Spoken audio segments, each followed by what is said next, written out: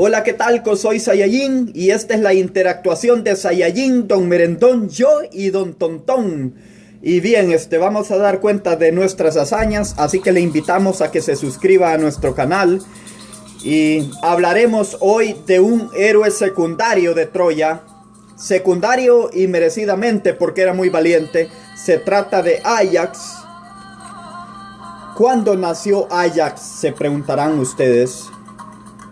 Bueno, yo se lo voy a decir. No, pero pregúnteselo por favor. Claro, primero es un equipo de fútbol, pensarán, eso es lo primero que pueden decir. Sí, pero es la misma palabra, águila, significa águila. ¿Cuándo nació? Bueno, no sean impacientes por favor, pero ya se lo voy a decir. Ahora voy a hablar de otra cosa. Un día cuando Heracles fue a visitar a Telamón, que era el papá de Ajax, estaban ahí morfando en un banquete, es decir, almorzando. Y en agradecimiento por el morfe que este muchacho Telamón le había servido, Heracles extendió su piel de león sobre su mesa. Como ustedes saben que Heracles siempre iba vestido y Ajax de piel de león, parecida al del comodín de los naipes de Victoria, si es que no es Heracles, el del comodín de los naipes de Victoria. Y la piel de león de Lemea, una de las especies de los primeros monstruos que mató. Bueno, y esa piel tenía entonces un poder protector muy grande y que lo hacía, no digo invulnerable, pero que lo ayudaba mucho. Bueno, extendió la piel sobre la mesa y le rogó a Zeus, al padre de los dioses, al príncipe de los dioses, que le siguiese al anfitrión, a Telamón, un hijo tan fuerte como el león cuya piel estaba mostrando. Y Zeus oyó su plegaria y en señal de asentimiento envió un águila. Quiere decir sí, y ahí deriva el nombre del niño Ajax. Según otra versión, cuando tuvo lugar la visita de Heracles, ya Ajax había nacido y el héroe lo envolvió en la piel de león y le rogó a Zeus que lo hiciera invulnerable, y en efecto el niño lo fue, excepto en aquellas partes que el cuerpo de Heracles utilizaba para sostener el recipiente para las flechas, ¿no? O sea, el carcasco, así se llama.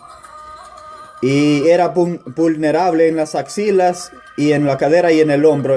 Bueno, y aquí cabe una pequeña conclusión de cómo era vulnerable y una pequeña filosofía, de vuelo gallinacio. Cuando uno es invulnerable en forma completa, es vulnerable.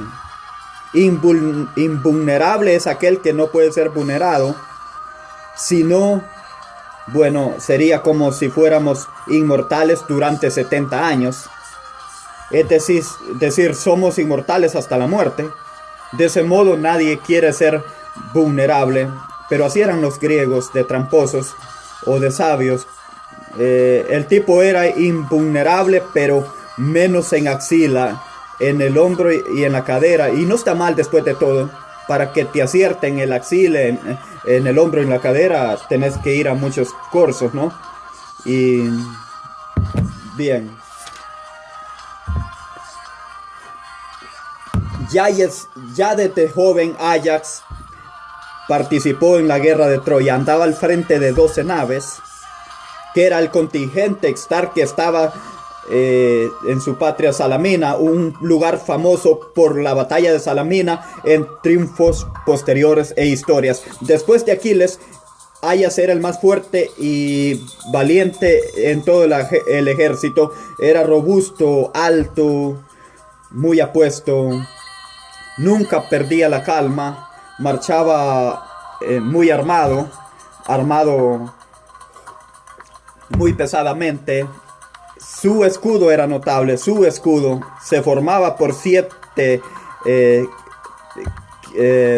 kilos de buey muy bien puestas, y la octava capa era de oro. Ese era el escudo de Ajax. Cuando hablamos de escudo, hablamos de aquel elemento que se utilizaba para detener las flechas y las lanzas. Hoy, cuando hablamos de escudo, hablamos de un emblema que se ponen en los al. Bueno, Aias hablaba poco, era bondadoso y temía a los dioses. Era bastante parecido a Aquiles, menos en algunas cosas, pero estas cosas eran decisivas. Carecía por completo ahí de sensibilidad. No le gustaba la música, no era tierno. En plena guerra, Aias fue designado para luchar mano a mano con el troyano Héctor, el principal de los héroes de Troya. Esto en Grecia. Y lucharon. La lucha fue terrible. Aias lo derribó de un piedrazo y, deseoso de cobrar su venganza, Héctor se lanzó al asalto de las naves aqueas y volvieron a encontrarse frente a frente. Y ya cuando estaban a punto de matarse, Zeus hizo que una nube los envolviese para que no pudieran verse. ¿Por qué hizo esto? Porque el destino de Héctor ya estaba escrito, y ese destino quería que Héctor fuese muerto por Aquiles y no por Aias. Entonces, Zeus, para que el destino se cumpliera, tuvo que armar esa escena. Durante los 9 años primeros de la guerra, o sea, durante la primera novena de la guerra, Aias participó en expediciones de toda índole. Anduvo saqueando algunas ciudades por ahí, atacó la ciudad del rey frigio de Leucrante, raptó a la isla que se llamaba Tecmesa, la convirtió en su concubina, destruyó Teroneso, ahí donde andaba Polinéstor, destruyó todo lo que había, saqueó rebaños que tenían los troyanos ahí en el monte Ida, etc. Estaba tan agrandado con sus triunfos que, ante el consejo de sus padres de vencer con la lanza, pero también con la ayuda de los dioses, Ajax respondió: hasta un cobarde puede vencer con la ayuda de los dioses. El piola vence sin la ayuda. Y borró de su escudo, la figura de Atenea y la diosa, que saben cómo era, ¿no? Juró venganza. Dice así: que me borras del escudo y ya vas a ver. Y las cosas comenzaron a ponerse peludas para el guerrero. Murió Aquiles y Petis, la mamá, Tetis, algo así se llamaba, aquella que se sostuvo con el balón, no, también para volverlo invulnerable, pero no completamente, ya que era invulnerable. Bueno, pero Tetis quiso concederlas la arma del finado Aquiles. Y bueno, ahí iban a ser para el más valiente que quedara vivo en la guerra de Troya. Se presentaron dos candidatos, Ajax y el otro fue Odiseo, es decir, Ulises en griego. Ellos dos habían defendido el cadáver de Aquiles y se defendieron con derecho a reclamar las armas del muerto. Para saber quién de los dos se las merecía, se reunieron los caudillos y héroes y se obligó a todos los prisioneros troyanos a declarar cuál de estos dos reclamantes les había hecho más daño. También los caudillos enviaron espías para que oyeran lo que decían el pueblo troyano acerca de los griegos y acerca de Aias y de Odiseo. Estos espías oyeron cómo varias muchachas discutían acerca de las virtudes guerreras de estos muchachos. Bueno, esto es clamar a muchos cultos oyentes: debajo ha caído la raza humana. Antes las muchachas hablaban sobre Aias y Odiseo. Y bueno, bien. Después de un intenso debate, se llegó a la conclusión que Odiseo había sufrido los más fuertes embates de los troyanos. Y pasaron a proceder en las armas de Aquiles a Odiseo. Bueno, Ajax le agarró un rencor irrefrenable, una gigantesca ira, y decidió vengarse de todos los griegos esa misma noche. Pero Atenea que lo tenía montado entre ceja y ceja, él lo volvió loco. Directamente lo volvió loco. Lo volvió loco sin ninguna metáfora. Hizo que se lanzara espada en mano, perdón, no sobre los griegos, sino sobre las vacas y las ovejas que habían afanado de las granjas troyanas. Encadenó a los animales sobrevivientes, los llevó al campamento y ahí continuó la matanza. Después eligió 2 carneros de patas blancas, le cortó la cabeza y la lengua, perdón, y las patas. Uno lo ató a una columna y lo azotó y lo insultó y lo llamaba Odiseo. Estaba loco. Bueno, después recobró el juicio, pero está bien. Bueno, caminó y se fue. Caminó días y días. Quería matarse. Quiso matarse. Y puso la espada en la tierra con la punta para arriba. Le pidió a Zeus que hiciera saber a Teucro, su hijo, dónde podía encontrar su cadáver. Le pidió a Hermes que condujera su arma a los campos de Ascodelos, que era un distrito medio sonso para residenciar el infierno. Le pidió a las Eriñas, que eran aquellas diosas vengativas, también enloquecidas, también le pidió que lo vengaran. Bueno, también hizo todos los trámites y se tiró contra la espada, ¿no? Pero apareció un problema. El tipo era invulnerable, entonces no se podía ensartar porque era invulnerable. Pero por cierto tenía algunas regiones bastante susceptibles, así que si bien no pudo en la panza, después de varios intentos se ensartó el arma bajo la sila apuntando al corazón y ahí pudo suicidarse, ¿no? Mientras tanto todo el mundo lo andaba buscando. El adivino Calcantes, el famoso adivino Calcantes, no había podido adivinar porque se había suicidado, porque no se le había otorgado la predicción profética del suicidio. Perdón, interesantísimo este detalle. Imitar el poder de un mago señalándolo, sus acontecimientos que no va a poder predecir. Podés predecir el futuro, salvo estas cosas, por ejemplo, caída de granizos, ¿no? En este caso, el suicidio no podés predecir. Extraordinario. Los griegos que buscan con esto, buscan la medida. Uno es invulnerable, pero no tanto. Es adivino, pero no tanto. Es el príncipe del universo como Zeus, pero no tanto. Bueno, la mesura, la sofrosinia. Bueno, Calcante lo llevó a Tebo. Bueno, era el hijo de este tipo, ¿no? Y lo aconsejó que lo encerrara. Y le dice: encerra a tu hermano para que no haga locuras. Pero a todo esto Ajax ya era finado. Pero Calcante no sabía. Mira, le dijo: cuando lo encontremos, mira si en una de esas se suicida este tipo. Pero ya se había suicidado. Bueno, Polidario, que era un médico, le diagnosticó locura a Ajax en ausencia, ¿no? Pero bueno, dice que le había visto los ojos llameantes en las imaginaciones. Cuando estaban hablando todas estas pavadas, apareció Zeus en persona e informó la suerte de Ajax. Dice: diagnóstico de Ajax, muerto.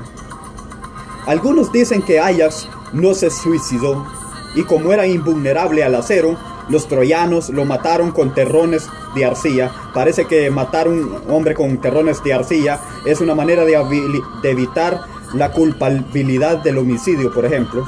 De esa manera se evita la culpabilidad del homicidio. Pero claro, es muy difícil matar a un tipo con terrones de arcilla. Es como depilarse con guantes de aseo. Perdón, es como depilarse o rasurarse con guantes de boxeo, perdón. Y bueno, los afilaba un toque de filo, bueno, y luego los mataba, bueno, o sea, eran las armas que se usaban en esos tiempos de la arcilla. Bueno, recuérdese que Odiseo fue a visitar el infierno y Ajax fue la única alma que permaneció de él, penando y prefiriendo insultos con un rencor que iba más allá de la muerte. Odiseo devolvió las armas a Tetis, o sea, las armas de Aquiles que le habían sido otorgadas por ser Odiseo el más valiente, pero este Odiseo las volvió, no las quiso.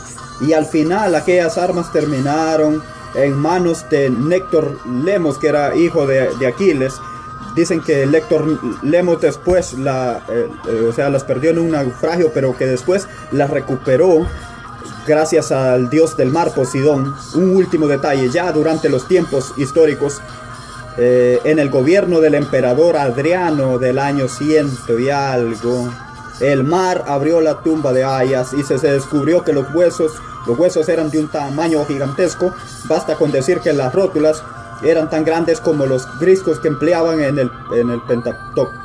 Por orden del emperador Adriano, volvieron a enterrar rápidamente el hueso. Esta es una leyenda que la vamos a encontrar en muchos lugares. Por ejemplo, del Teseo también se decía que era un hombre de un tamaño excepcionante. Bueno, esta es la historia de Aias, que no tuvo suerte porque tal vez porque no tuvo la gracia de Aquiles, que era aficionado por la música y la poesía y la ternura como sí lo tenía Aquiles. O sea, él no fue aficionado por la música y la poesía como sí lo tenía Aquiles, y por eso corrió esa suerte. ¿Y acaso esa es la frutilla, de un lado del héroe, y que no canta milongas, pero es un poco menos héroe? ¿A quién dedicar esta historia? Al mismo Aias, pero también a todos aquellos que, siendo gráficos, son un poco poetas, y aquellos que, como los griegos, entienden que el límite es indispensable para la convivencia, que una sociedad sin límite, sin culpa, sin vergüenza, es una sociedad que se estrella en el seso. De modo que los límites que los griegos ponían no era una represión. Estaban pensando incluso con carácter poético, repito, por si no me entendió. Y era incluso el límite que se sirvió para gozar más, porque el gozo necesita algún límite de carácter poético, aunque más no sea para gozar cuando se lo trajera o cuando se lo sobrepasa. Bueno, hemos llegado al final de esta historia y muchísimas gracias. Bueno, esta es una historia fabulosa y espero que hayan quedado un poco encantados, aunque a veces se dice que esto casi no es nada por un camionero que no reconocía nuestros descubrimientos, nuestras curiosidades, y que medía 2 metros 50 centímetros. Bueno, durante muchos años se creyó que el fantasma de Ajax seguía luchando entre las tropas y muchos juraban haber sido blanco de fantasmas del fantasma de Ajax, y muchos no, porque la guerra de Troya terminó más o menos enseguida, pero ahí andaba Ajax luchando entre otros entrelejos, el fantasma. Bueno, y bueno, también eso les quería decir al final, que también aprovechamos para reflexionar, y bueno, también les invitamos a reflexionar. También es un tema que tiene que ver de muy de lejos, que tiene que ver con un fantasma. Este no es el fantasma de Ajax, pero es el fantasma de Saiyajin, que dicen que que me aparezco por varios redes sociales, y me pueden buscar como Saiyajin, y le invitamos a que se suscriba de una manera, no para una manera